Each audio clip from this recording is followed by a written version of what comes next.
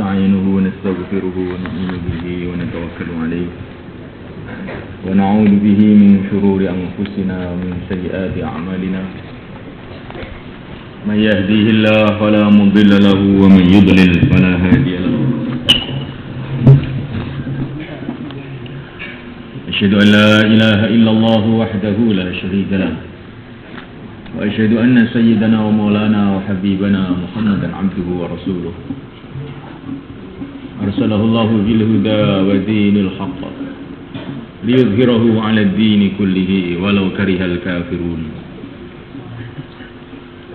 اللهم صل وسلم وبارك عليه وعلى آله وأصحابه والتابعين لهم بإحسان إلى يوم الدين أما بعد فقد قال في كتابه الكريم والذين جاهدوا فينا لنهدينهم سبلنا وإن الله لمع المحسنين وقال تعالى والسابقون الأولون من المهاجرين والأنصار والذين اتبعوهم بإحسان رضي الله عنهم ورضوا عنه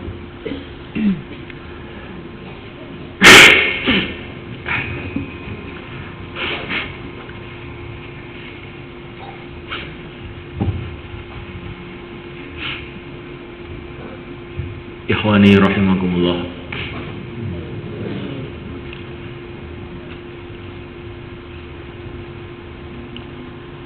Di antara bentuk nasihat-nasihat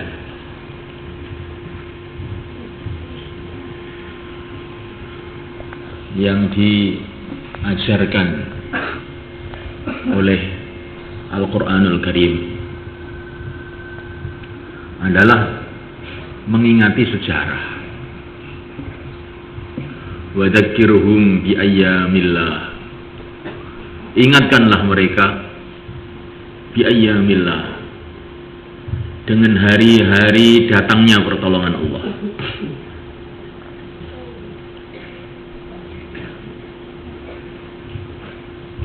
Mengingati sejarah datangnya pertolongan Allah kepada orang-orang yang beriman, dan bagaimana asbab datangnya pertolongan Allah itu. Ini adalah bagian yang sangat penting yang senantiasa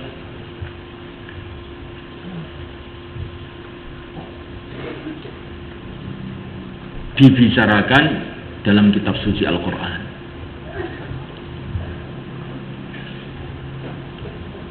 Sunnatullah allati qad khalat min qabl wa lan tajida li sunnatillahi tabdila. Karena kehidupan manusia ini diatur dengan satu aturan yang namanya sunnatullah.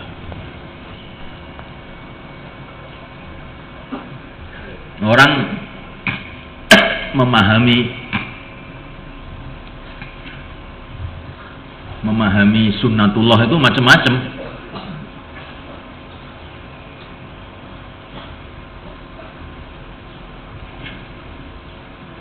Saya sering membaca buku-buku orang-orang sekarang itu,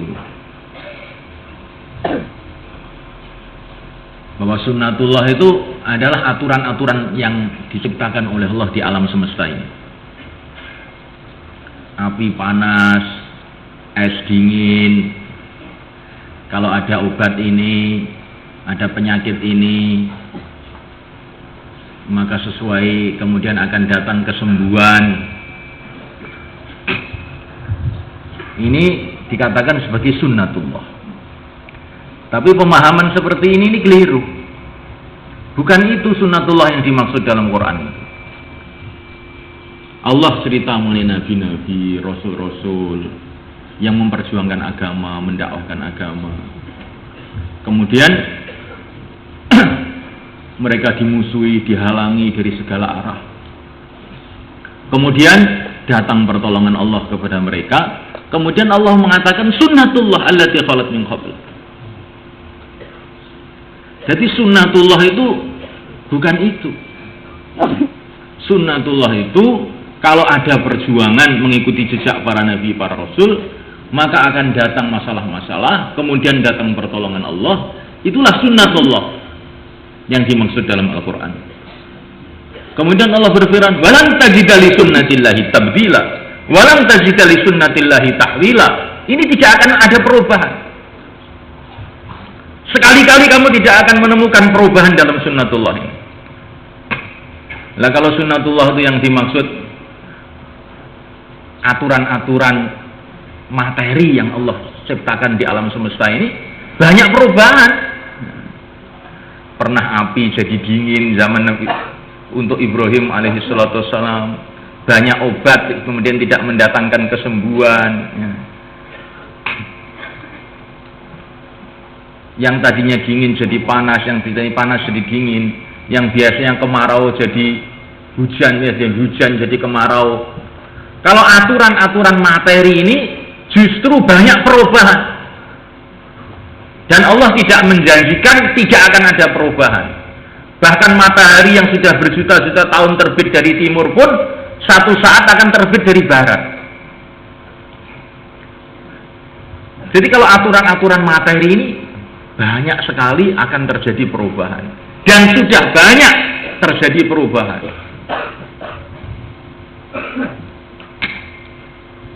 Tapi sunnatullah yang dikatakan walam tajida li sunnatillahi tabdila, walam tajida li sunnatillahi tahwila, tidak akan ada perubahan.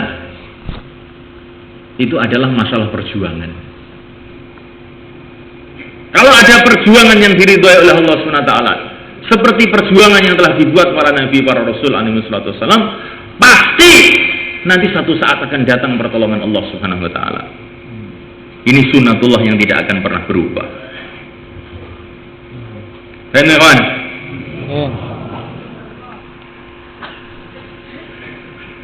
Ini istilah Al-Quran. Orang la musyahada fil istilah katanya. Istilah itu setiap orang bisa membuat masing-masing. Tapi ini istilah dalam Al-Quran yang dimaksudkan sunnatullah itu seperti itu.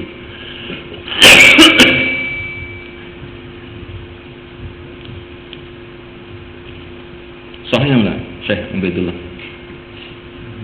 Al-Quran hakada amla.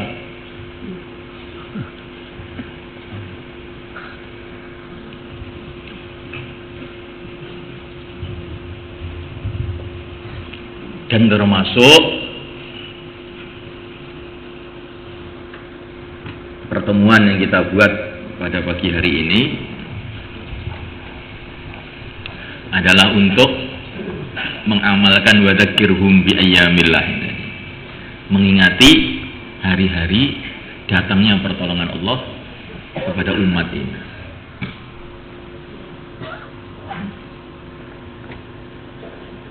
Kemarin waktu khutbah Jumat sudah saya ceritakan sedikit mengenai perkara ini.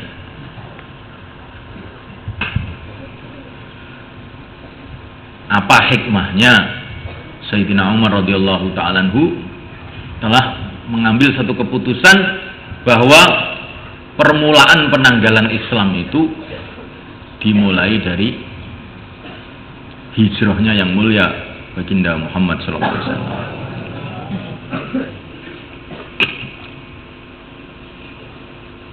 Di antara hikmahnya, beliau tidak mengambil waktu-waktu yang lain, karena ini hijrah ini mengikut sertakan seluruh umat.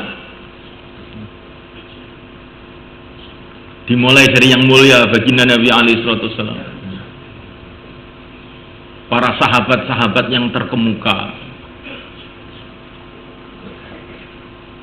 as-sabiqunal awwalun, laki-laki, wanita, sampai anak-anak, sampai orang-orang yang baru masuk Islam, semuanya ikut serta dalam satu perjuangan yang dinamakan hijrah. Mereka telah meninggalkan kampung halamannya, meninggalkan ladangnya, sawahnya. Jadi orang itu kalau hijrah pada zaman itu berarti seketika juga jadi miskin. Seketika jadi miskin. Rumahnya ditinggalkan, sawahnya ditinggalkan, ladangnya ditinggalkan. Bahkan kalau istrinya tidak mau hijrah, berarti istri pun hilang. Bahkan kalau anak tidak ikut hijrah, berarti anak pun hilang. Kalau orang tua tidak mau ikut hijrah, berarti orang tua pun hilang.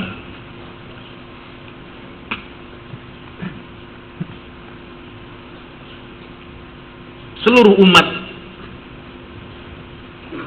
Dan kemudian setelah wujudnya hijrah itu, wujudlah golongan yang kedua, golongan Nusrah, golongan Ansor, orang-orang orang Madinah yang membantu, yang menerima, yang melindungi, yang membela mereka. Dari wujudnya dua golongan inilah, golongan Muhajirin dan Ansor, maka telah datang kebaikan-kebaikan, telah datang anugerah-anugerah Allah yang tidak terkira. Mulai ada kerjasama antara Muhajirin dan Ansor inilah, mulai ada dua kerja, hijrah dan nusrah inilah wujud agama sebagaimana yang dikehendaki, yaitu di Madinah Al-Munawwarah. Di Mekah ini juga sudah hidup agama, tapi tidak sebagaimana yang dicita-citakan. Agama yang dikehendaki itu belum tampak wajahnya yang sebenarnya, bentuknya yang sebenarnya, kecuali setelah wujudnya Muhajirin dan Ansor. Maka orang Muhajirin dan Ansor inilah Subhanahu wa ta'ala pemula, perintis wujudnya agama yang sempurna. Tidak akan ada agama yang sempurna kecuali bila ada kerja Muhajirin dan Ansor.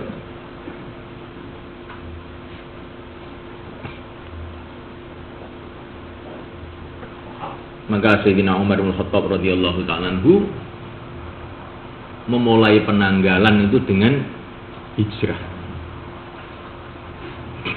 supaya setiap kita melihat tanggal itu teringat mau jadi Muhajirin apa jadi Ansor. Jangan netral, saya netral saja Pak. Oh enggak ada. Kamu itu mau jadi Muhajirin apa Ansor? Muhajirin dan Ansor itu zaman Nabi Pak. Walladzina taba'uhum, sudah ikut Muhajirin apa ikut Ansor? Kalau tidak mau ikut Muhajirin dan tidak ikut Ansor, bami man haulakum minal a'rabi munafiqun.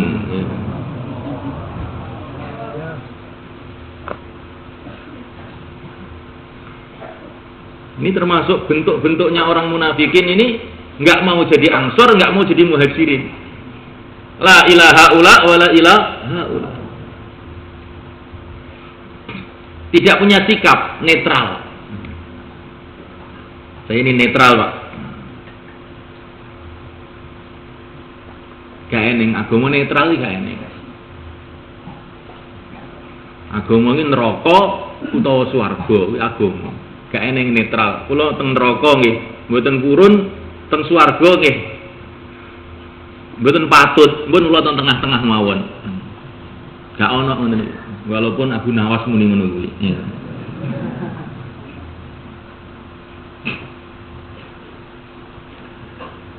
Jadi memulaikan Allah Subhanahu wa taala.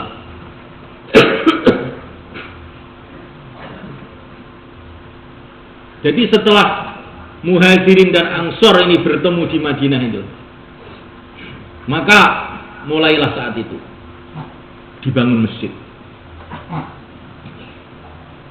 Kemudian dihidupkan amal-amal masjid. Di sanalah dimulai tarbiyah yang sebenarnya yang dikehendaki di dalam Islam. Tarbiyahnya apa? Semua orang harus dakwah.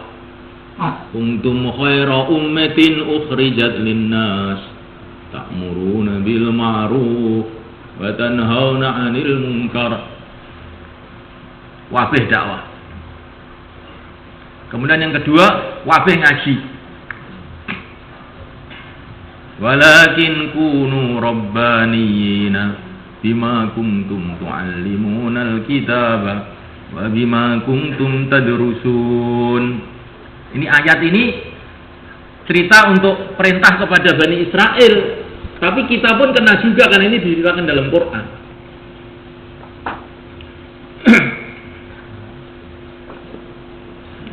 Wabih ngaji kabeh, belajar dan mengajar semuanya.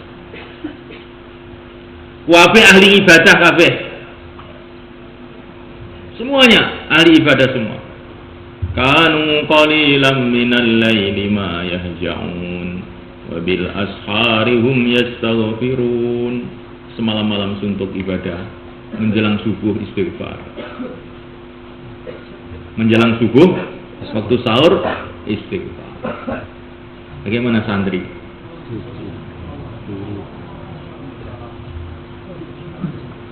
Menjelang subuh masih tidur. Ini berarti tidak ikut tarbiyah Madinah, tarbiyah Muhajirin dan Ansor.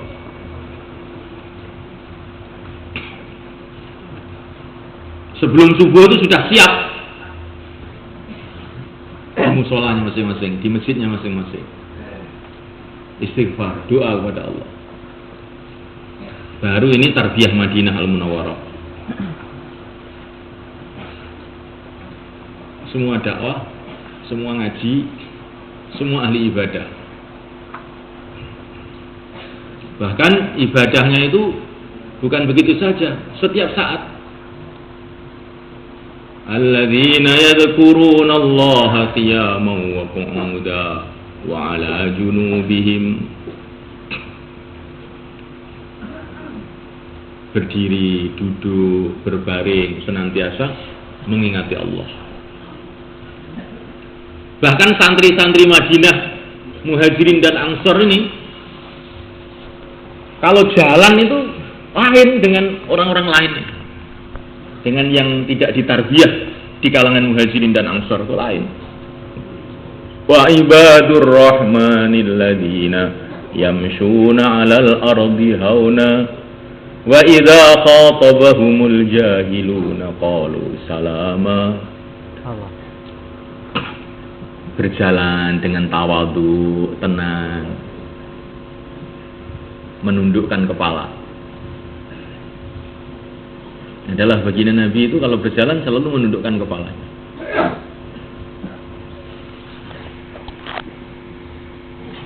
Dan senantiasa melihat ke bawah. Karena ada orang itu menundukkan kepala tapi melihat ke atas. Itu namanya ngelirik. Ya,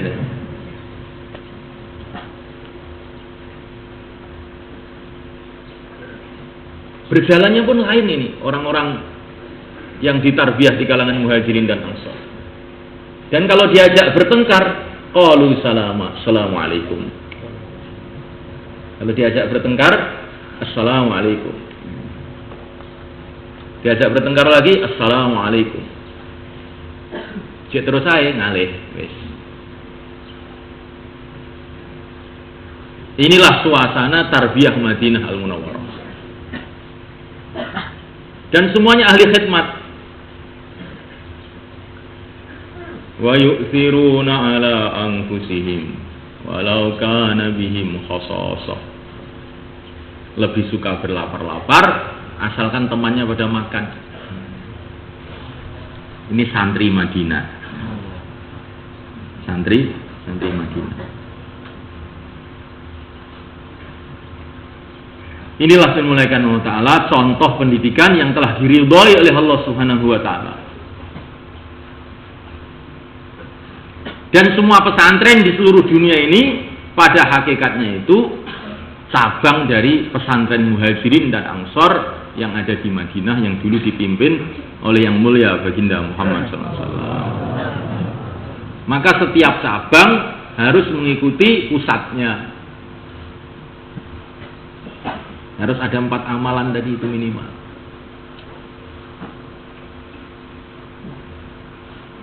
Ini di Madinah.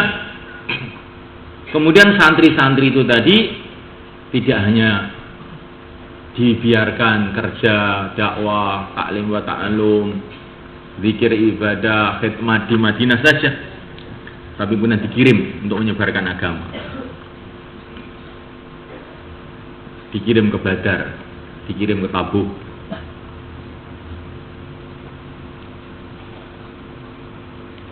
Dikirim ke Persia, dikirim ke Romawi.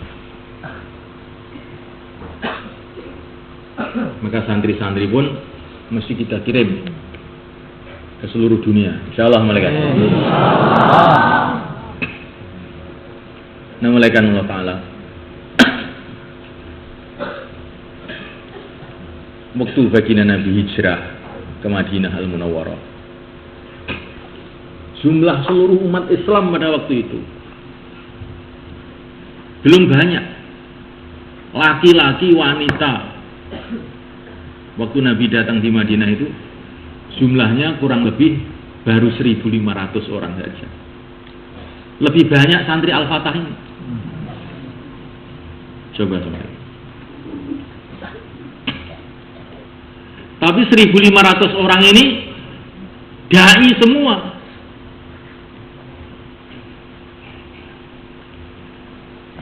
Semua hatinya ini remuk, panas, berkeping-keping karena memprihatinkan agama Allah SWT.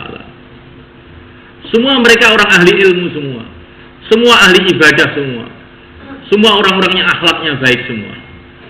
Sehingga dari 1.500 orang ini saja telah tersebar agama ke seluruh alam.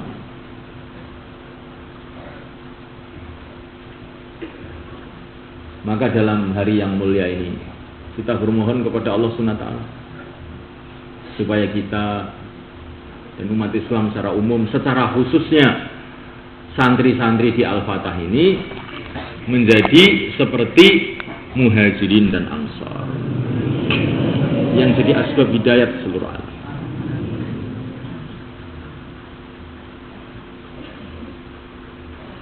Ada santri di Madinah namanya Mus'ab ibn Umair, anaknya orang kaya di Mekah, yang biasanya pakaiannya serba mewah, makanannya serba enak, orang yang ganteng sekali,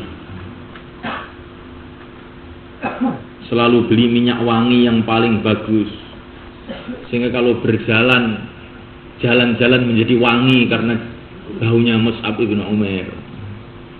Sekarang mesantren di Madinah,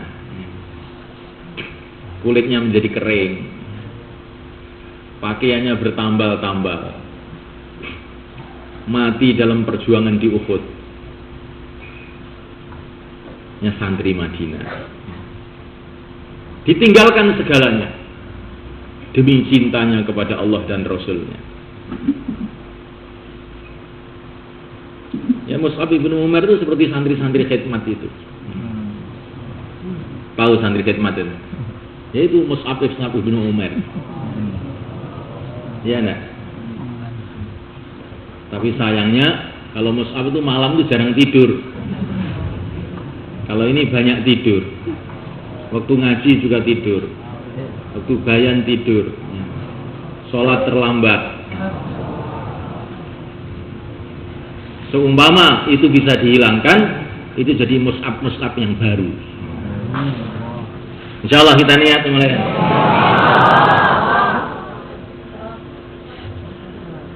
Kita sekarang ingin membangkitkan Mus'ab yang baru, Hamzah yang baru, Umar yang baru, Abu Bakar yang baru.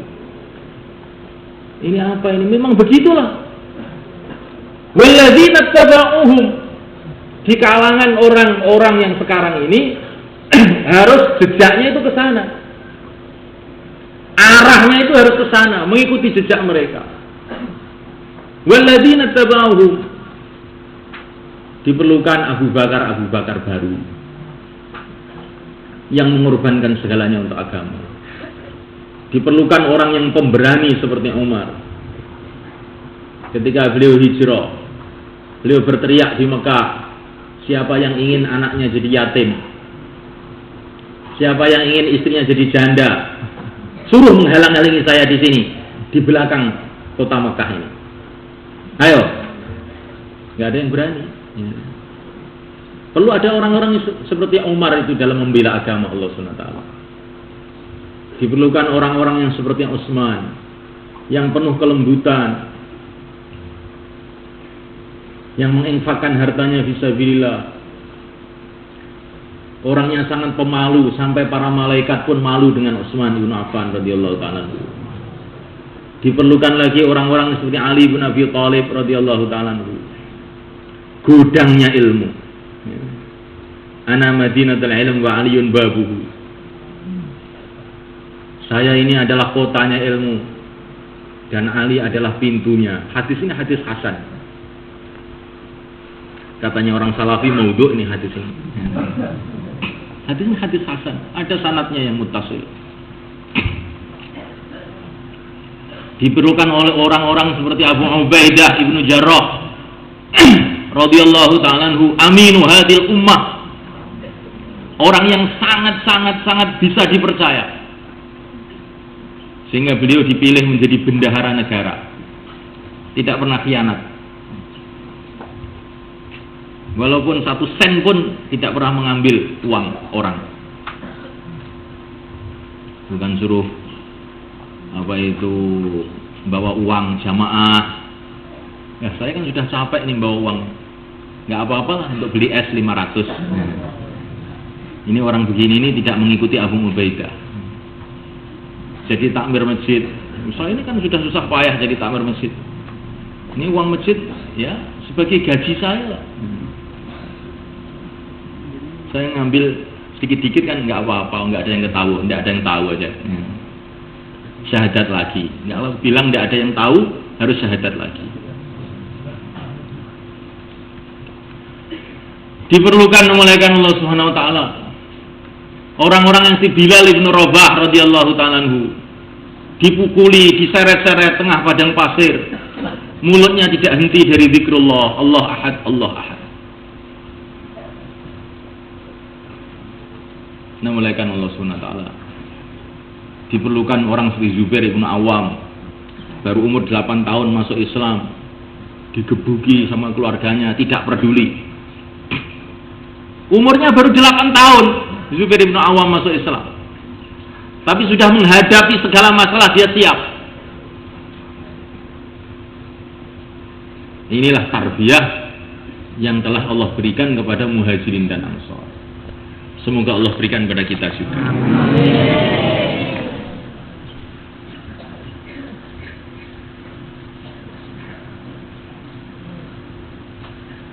Jadi ini kenapa Sayyidina Umar memilih hijrah sebagai permulaan, karena hijrah ini diantara hikmahnya mengikut sertakan semua orang. Sayyidina Umar itu ingin umat ini semua merasa bertanggung jawab, sebagaimana Muhajirin dan Ansor semua bertanggung jawab. Tandanya orang bertanggung jawab itu bagaimana? Belum disuruh sudah mikir, itu namanya orang bertanggung jawab. Belum disuruh itu loh ngerti, jadi orang tanggung jawab. Maka baginda Nabi mengatakan pada Sayyidina Abu Bakar radhiyallahu ta'ala anhu, Abu Bakar, saya sudah diizinkan oleh Allah untuk pergi ke Madinah, untuk hijrah ke Madinah. As-sahabah ya Rasulullah, bolehkah saya nemani tuan ya Rasulullah? Bolehkah saya menemani tuan ya Rasulullah? Boleh, katanya. Maka Abu Bakar itu nangis. Saking gembiranya boleh menemani Rasulullah itu nangis. Kemudian Abu Bakar mengatakan kepada Nabi, sudah saya siapkan 2 unta ya Rasulullah. Satu untuk saya, satu untuk Tuhan, pergi ke Madinah. Namanya orang tanggung jawab. Rasulullah tidak nyuruh Bakar, ini loh, sebentar lagi akan ada hijrah, kamu siap-siap ya. Carikan unta yang bagus, siap-siap semuanya. Abu Bakar itu sudah ngerti aja.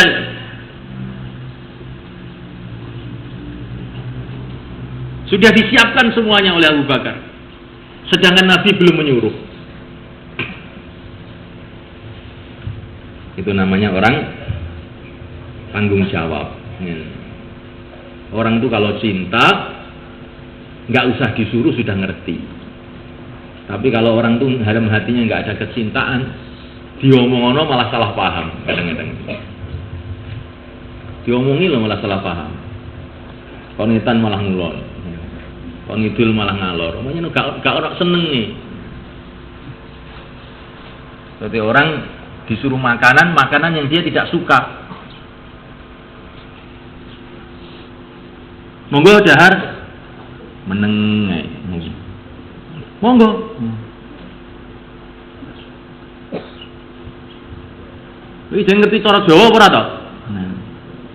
Nggih ngertos. Tenggulo sakit. Karena tidak ada kecintaan, orang itu nggak bisa paham.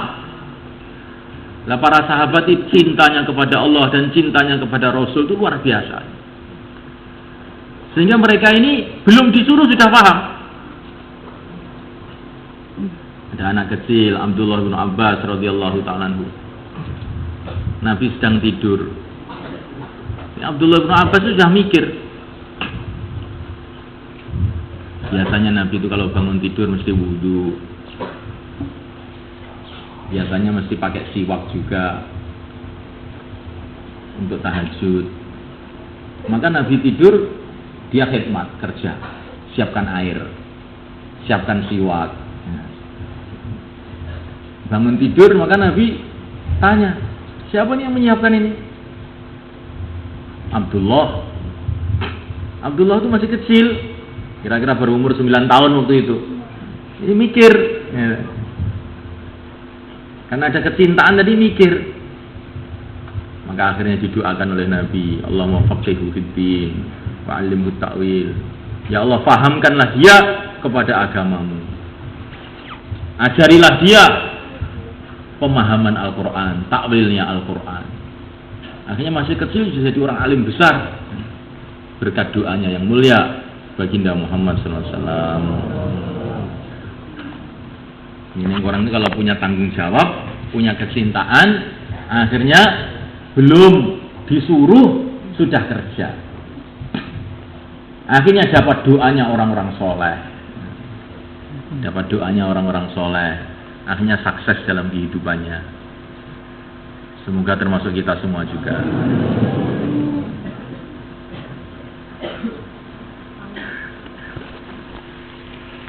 Kita mulaikan Allah Subhanahu wa taala. Peringatan-peringatan itu semua penting. Bukan kalau dikatakan Sayyidina Umar memilih hijrah ini. Kemudian peringatan-peringatan yang lain tidak penting. Peringatan-peringatan lain itu semua penting juga. Cuman Sayyidina Umar itu ingin memberikan satu pelajaran kepada umat ini mengenai terbentuknya masyarakat Islam yang dikehendaki. Terbentuknya masyarakat Islam yang dikehendaki.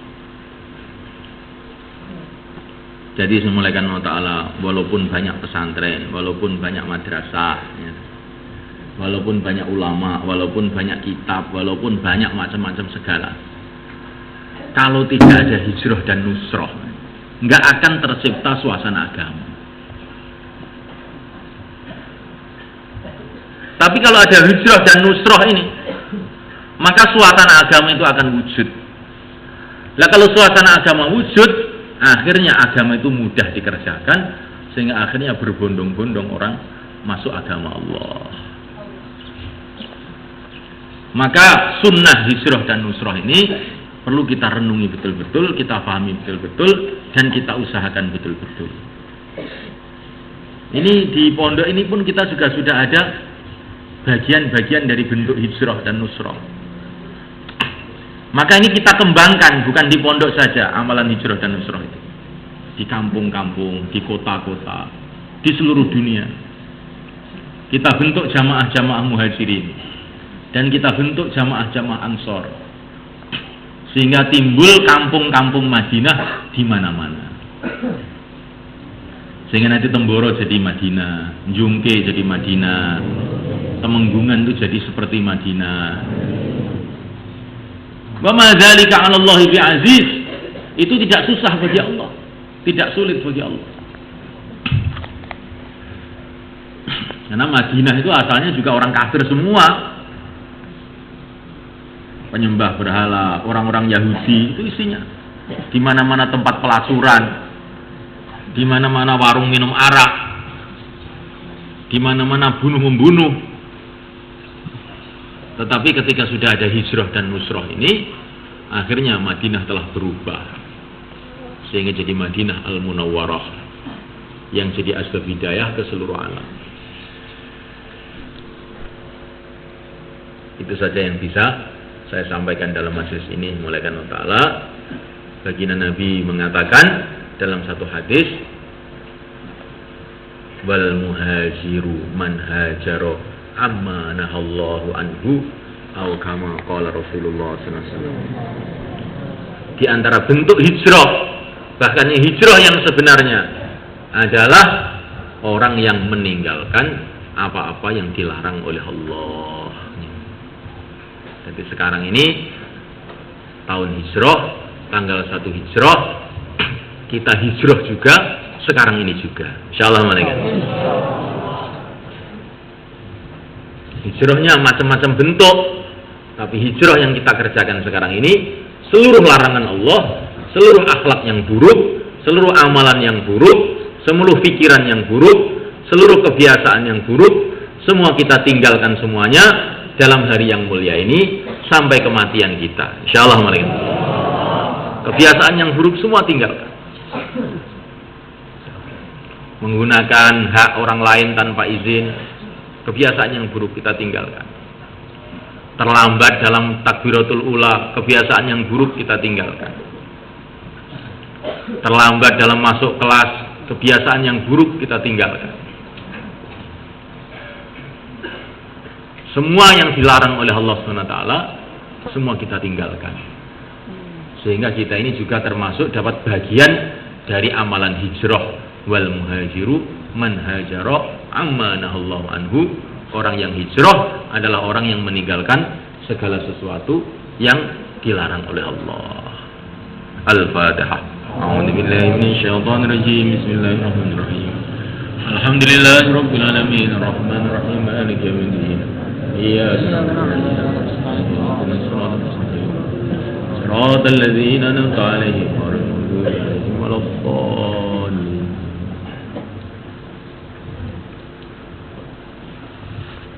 Salawat Badar, terus setelah salawat Badar bisa infiradi amal masing-masing.